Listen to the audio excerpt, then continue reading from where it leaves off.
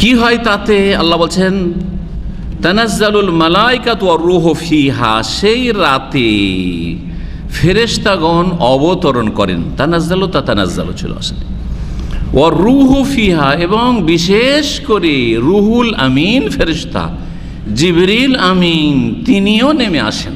জি হ্যাঁ, রুহের তাফসিরে কিছু ভিন্ন মত থাকলেও সেগুলি দুর্বল, সঠিক নয়, বরং প্রাধান্যপ্রাপ্ত রাজে উক্তি হচ্ছে যে রুহ মানে হচ্ছে যাকে আল্লাহ রুহুল কুদুস বলেছেন, যাকে আল্লাহ রুহুল আমিন, রুহুল আমিন, হ্যাঁ, কুল নাজ্জালাহু রুহুল কুদুস, হ্যাঁ, কোরআনে কারিমে রয়েছে।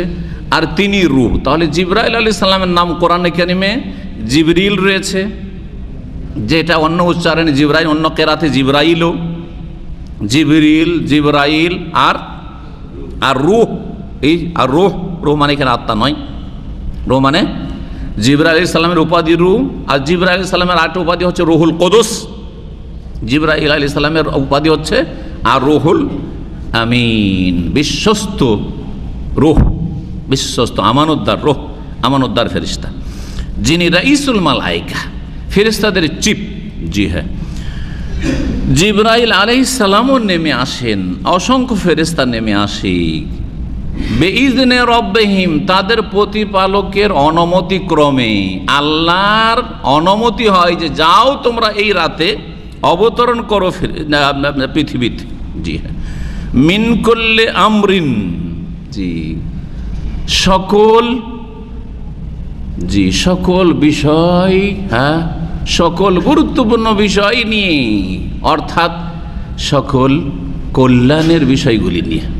জি হ্যাঁ, তো মিন কুল্লি আমরিন সম্পর্ক একটা তাফসীর হচ্ছে তানাজ্জালুল মালাইকাতু ওয়ার রূহু ফিহা বিইযনি রাব্বিহিম মিন কুল্লি আমর, নেমে আসেন ফেরেশতারা কি নিয়ে? মিন কুল্লি আমরিন। ইবনে উসাইমিন রাহমাতুল্লাহ আলাইহি বলছেন মিন কুল্লি আমরিন মানে বেকুল্লি আমরিন। মিন এখানে বায়ের অর্থে রয়েছে প্রত্যেক গুরুত্বপূর্ণ বা বরকতপূর্ণ মহত্বপূর্ণ বিষয় নিয়ে নেমে আসেন। কি জন্য ফেরেশতারা নেমে আসেন? রহমত নিয়ে নেমে আসেন। ফেরেশতা নেমে আসা মানে যেখানে ফেরেশতা আছে রহমত নেমে আসে, যেখানে ফেরেশতা থাকে বরকত থাকে, যেখানে ফেরেশতা থাকে সেখানে, যেহেতু ফেরেশতারা কোনো পাপ করে না, পাপ মুক্ত, সুতরাং সেখানে ভালো মানুষদের সংখ্যা বাড়ে, সেখানে আল্লাহ রাব্বুল আলামিনের সন্তুষ্টি নেমে আসে, আল্লাহর পক্ষ থেকে সাকিনা প্রশান্তি নেমে আসে, রহমত তাদেরকে ঢেকে নেয়। এগুলি হচ্ছে অর্থ মিন কুল্লি আমর। দ্বিতীয় তাফসির হচ্ছে মিন কুল্লি আমরের সম্পর্ক হচ্ছে সালামুন হেয়ার সাথে। সালামুন হেয়া মিন কুল্লি আমরিন, অর্থ অন্যরকম হয়ে যাবে। সালামুন হেয়া, সালামুনটা হচ্ছে খবরে মোকাদ্দম, খবর পরে হয় সাধারণত, জাইদুন কাইমুন, কিন্তু কখনো কখনো আগে হইতে পারে। হেয়াটা হচ্ছে মুবতেদা, হেয়া মানে সেই রাত্রি, আল্লাইলা, এই লাইলাতুল কদরে সালামুন আসলে ছিল কি? সালামুন লাইলাতুল কদরে মিন কুল্লি আমরিন। এটা হলো আরবির তাফসীর, আরবি দিয়ে। এই কদরের রাতটি হচ্ছে শান্তিময়, মিন কুল্লি আমরিন, হ্যাঁ, প্রত্যেক অনিষ্ট থেকে, মিন কুল্লি আমর, প্রত্যেক অনিষ্ট থেকে, প্রত্যেক খারাপি থেকে, প্রত্যেক বালা মুসিবত থেকে, প্রত্যেক বিপদ থেকে, প্রত্যেক মানুষের জন্য ক্ষতিকর বস্তু থেকে এই রাতটি হচ্ছে সালামত, শান্তি আর শান্তি, শান্তি আর শান্তি, নিয়ামত আর নিয়ামত, বরকত আর বরকত, রহমত আর রহমত। মিন কুল্লি আমর সালামুন হিয়া, এই রাতটি হচ্ছে সালাম। সালামুন হিয়া, এই রাতটিকে সালাম কেন বলা হইল? এর তাফসিরে বিভিন্ন মত রয়েছে, তার মধ্যে এক দুটি বা তিনটি উক্তি উল্লেখ করেছেন ইমাম ইবনে কাসির রাহমাতুল্লাহ আলাইহি, আপনাদের সামনে পেশ করি আর তারপরে আরও কিছু বলবো। বলছেন তিনি সালামুন হিয়া সম্পর্কে, কালা মুজাহিদ, প্রখ্যাত তাই মুজাহিদ বলছেন হিয়া সালেমাতুন, এই রাতটি হচ্ছে নিরাপদ। এই সালামত কি থেকে? লা ইয়াস্তাতিউ শাইতানু আন ইয়ামালা ফিহা সুআন আও ইয়ামালা ফিহা আযান, শয়তান এই রাতে কোনো মন্দ কিছু করতে পারে না। আও ইয়ামালা ফিহা আযান, তাতে কোনো কষ্টদায়ক কোনো কিছু করতে পারে না। জি হ্যাঁ, তারপরে সেই রাতে সব ভালো হয়ে যায় নাকি? ভালো হয় না। হ্যাঁ, এটার উত্তর ওইটাই, যেই উত্তর যে প্রশ্ন জাগে, যদি শয়তানকে বেঁধেই দেওয়া হলো, বন্দি করে দেওয়া হলো রমজান মাসে, তো রমজানে কেন খারাপ মানুষ থাকছে? বোঝা গেছে? এর উত্তর আমার বিভিন্ন আলোচনাগুলি, রমজান আলোচনাগুলিতে আছে। একটি উত্তর হচ্ছে যে একটা চাকাকে ঘুরিয়ে দেওয়ার পরে যদি আপনি হাতটা টেনেও নেন, বা আপনি যে এটা যে যা দিয়ে ঘোরায়, কী বলে ওটাকে, হ্যান্ডেল, হ্যাঁ হ্যান্ডেলে ছোটো যুগে এই পাম্প সেট মেশিন স্টার্টও দিয়েছি, কিন্তু ভুলে গেছি, নামই ভুলে গেছি, 40 বছর ছেড়ে দেওয়া, তারপরে টেনে নেয়, কিন্তু মেশিন চাকা তো চলতেই আছে, ঠিক কিনা? চলতে আছে। ওই রকমই শয়তান 11 মাস ধরে খারাপ প্রকৃতির মানুষগুলোকে এমনভাবে চালিয়ে দিয়েছে যে একটা মাস আর শয়তানের কাজকর্ম করার দরকার নাই। হ্যাঁ, পরে 1 মাস বন্দি, আবার ভাবছি 1 মাস পরে তো আবার বেরিয়ে পড়বো, এটাকে আবার ফিরিয়ে নেব। খুব বেশি তো রমজানের পরে 2-4-10 দিন নামাজ পড়বে, তারপর আবার নামাজ মসজিদ থেকে বের করে দেবো এদেরকে। সাকসেস শয়তান, কিন্তু সাকসেস, কথা ঠিক কিনা? যারা রমজানি মুসলমান, তাদের নামাজ রমজান পরে সাথে সাথে শেষ হয়ে যায়। অনেকে রমজান মাসেই কমে যায়, প্রথম দিকে মসজিদে জায়গা পাওয়া যায় না, ভালো মানুষদের তো জায়গা হয় না, একটু দেরি করলে সব বেনামাজিতে ফুল হয়ে গেছে রমজান মাসে, রমজানি মুসলমান। আর তারপরে 10 দিন পরে, 2-4-5 দিন, 10 দিন, তারপরে কমতে লাগে, এমন কমে যায় পরিলক্ষিত, তাই না? বুঝেন না আপনারা? রমজানের শেষ দিকে অনেক লোক কমে যায়, আবার ওই কদর রাতগুলোতে একটু হয়তো বেশি হয়, আর তারপরে শেষ। কারো রমজানই শেষ, কারো রমজান পরে 5-7 দিন চলতে থাকে, 10-20 দিন চলতে থাকে, কারো 1-1 মাস চলতে থাকে, 2 মাস চলতে থাকে, তারপরে শেষ। ইল্লা মাশাআল্লাহ, ইল্লা মান রাহিমাল্লাহ, কথা ঠিক কিনা? জি হ্যাঁ, তো শয়তান এই কাজ করছে। তারপর আরেকটা বিষয় আছে, কোরআনে কেন আল্লাহ বলছে ইস্তাহওয়াজা আলাইহিমুশ শাইতান, শয়তান মানব জাতির ওপর বিস্তার লাভ করে, আধিপত্য কায়েম করে ফেলে।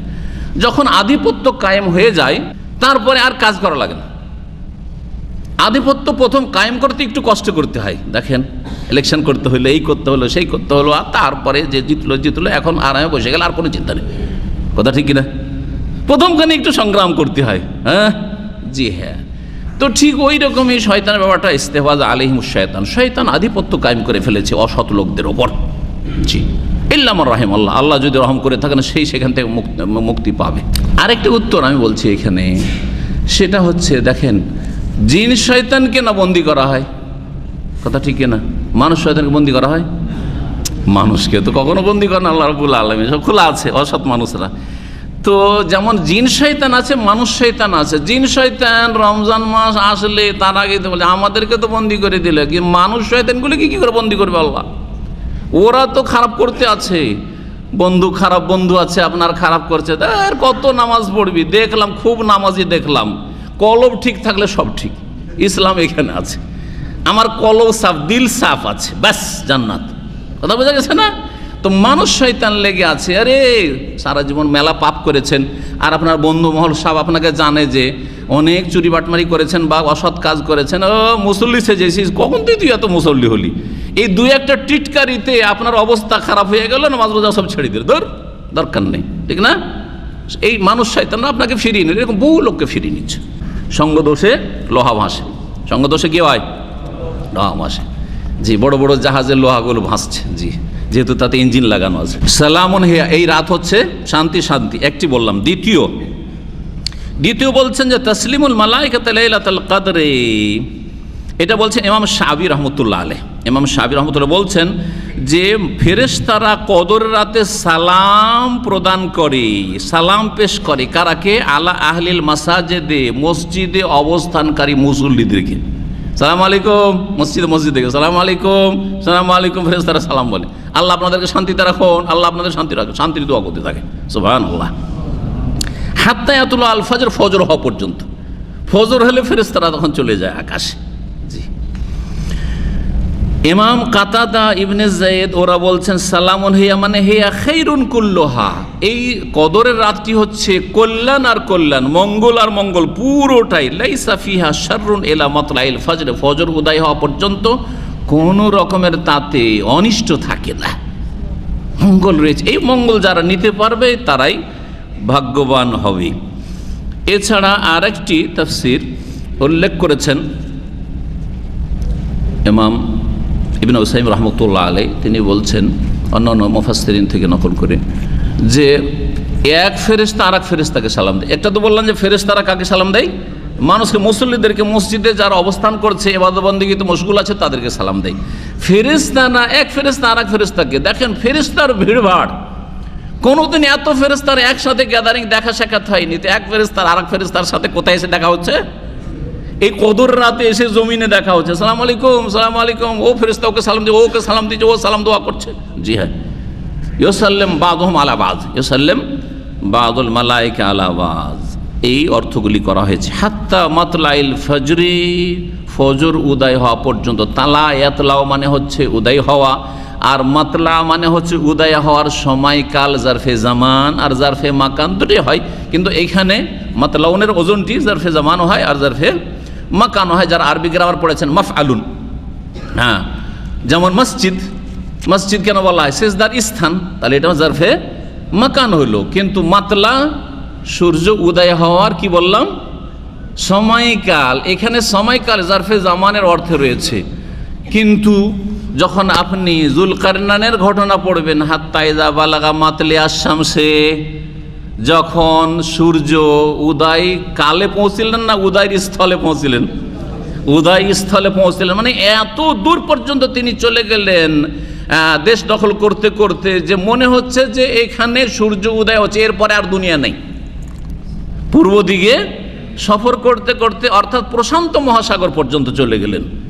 জাপান, চীন শেষ করে যদি চলে যান তখন কি শুরু হবে? হ্যাঁ, প্রশান্ত মহাসাগর। এখন ওখানে গিয়ে দেখছে যে সূর্য উঠছে সাগর থেকে, আর দুনিয়া নেই, এখানে শেষ। তখন আমেরিকা জানা ছিল না যে প্রশান্তের পরে আবার আমেরিকা আছে, হ্যাঁ, আটলান্টিকের পরে আমেরিকা। মাগরিব আর শামস, সূর্য ডুবার স্থলে পৌঁছেছেন, সেখানে মাগরিব, এখানে জারফে মাকান। সূর্য অস্তমিত হয় ওই স্থলে পৌঁছলেন, মানে আটলান্টিকের কিনারায় তটে পৌঁছিলেন। যখন আটলান্টিকের কিনারায় পৌঁছলেন, পৌঁছে মনে হচ্ছে যে তাগরু ফি আইনিন হামিয়া, মনে হচ্ছে যে বাষ্প উঠছে ভাপ গরম পানি থেকে, আর ওই গরম পানিতে সূর্যটা ডুবছে, মানে আটলান্টিক সাগরে সূর্যটা ডুবে যাচ্ছে। আর তো আমেরিকা দেখা যায় না, কথা বোঝা গেছে? যদি সেই যুগে আমেরিকা যাওয়ার ব্যবস্থা থাকতো তো জুলকারনাইন মনে হয় আমেরিকাও চলে যেতেন, আমেরিকার নাম কেউ জানতো না। সুবহানাল্লাহ। জি হ্যাঁ, তো এই ছিল সূরাতুল কদর আর তার তাফসীর। বললাম